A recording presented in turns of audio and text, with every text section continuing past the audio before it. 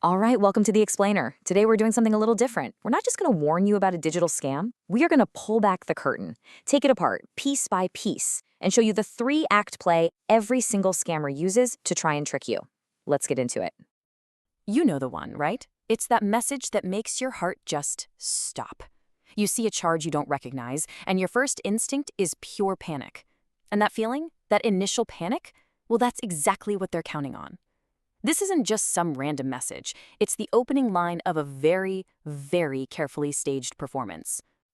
So, here's the key. The thing you have to get is that these scams aren't just random acts of chaos. Nope, they follow a script. It's a playbook, and it's designed from the ground up to manipulate your emotions.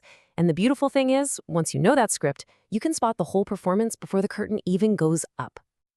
Okay, so the foundation for this whole thing, the bedrock of their entire script, is a technique called social engineering.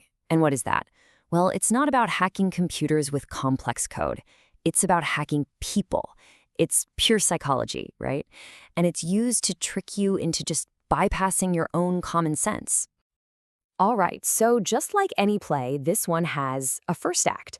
And in the scammer's script, Act 1 is all about one thing, the bait. This is how they cast their line out into that huge digital ocean, just hoping someone bites. And you know what's kind of crazy? It's how simple the entry point usually is. We're not talking about some super sophisticated high-tech operation here. It just needs to feel familiar enough to seem plausible.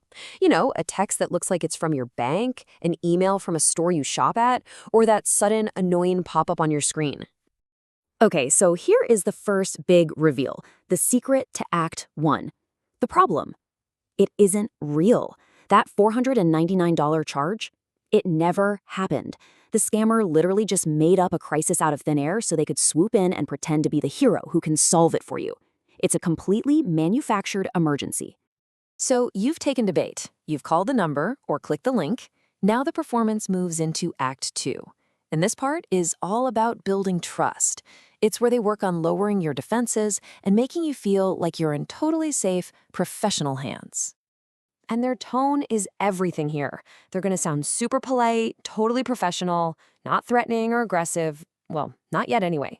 They're playing a part, right? The part of a helpful customer service agent, just calmly walking you through what seem like a few harmless steps. And you got to understand, this is a totally calculated move. Think about it.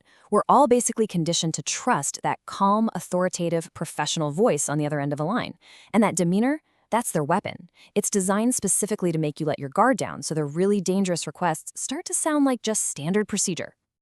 So, you're on the phone, you feel like the problem is almost solved, you're starting to relax a little bit. And that is exactly when the actor on the other end of the line introduces a sudden, dramatic twist. Welcome to Act 3, the trap. All of a sudden, that calm, helpful guide is just gone. Instead, you get someone who's panicking. They'll claim they've made some terrible mistake or that your money is about to vanish. The whole tone just shifts from helpful to absolutely desperate, and the pressure just goes through the roof. Now this manufactured urgency is the most critical part of their entire script. The goal here is simple. Flood your brain with stress hormones, with cortisol and adrenaline, and just short-circuit your ability to think rationally. Because when you're in a panic, you don't think, right? You just react. And that is precisely what they need you to do. And here's a classic example of how they do it. They were supposed to be refunding you that fake $499 charge, remember? Well, now they claim they accidentally sent you $999. Oh no! Now they're the ones in trouble. They'll start begging you, pleading with you to please, please, please send that extra $500 back right away before they lose their job. And boom, just like that, the play is over. You're panicked, you feel bad for this person, you trust them, so you send the money. Of course, we know there was never an initial charge. There was no refund. The only real transaction that ever happened was you sending your own money straight to a criminal. It was all an act, and that was the tragic finale. Okay, wow. So we've seen the script, we know the playbook. The big question now is, how do you stop this performance before that final awful act? Well, the good news is, the power is 100% in your hands. It's all about breaking the spell. And this simple 3-step plan is your best defense. First, and this is the most important, Pause. The absolute second you feel that pressure, that urgency, just stop. Stop everything. Take a breath. Scammers rely on momentum, and just pausing shatters their control. Next, verify. Hang up the phone, don't click that link, go find the company's official website or phone number yourself. Don't use what they gave you, and reach out to them directly. And finally, report.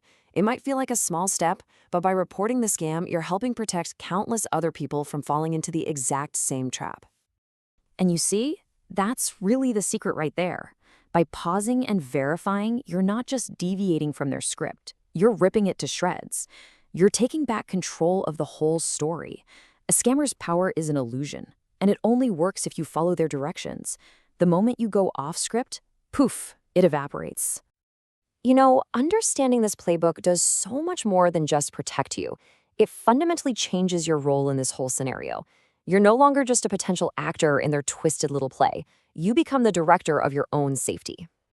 When you really boil it down, it's a simple conflict of goals. The scammer wants to create panic and control the story. Your goal? It's to create space and verify the facts for yourself. And here's the thing. Those two goals cannot exist in the same space.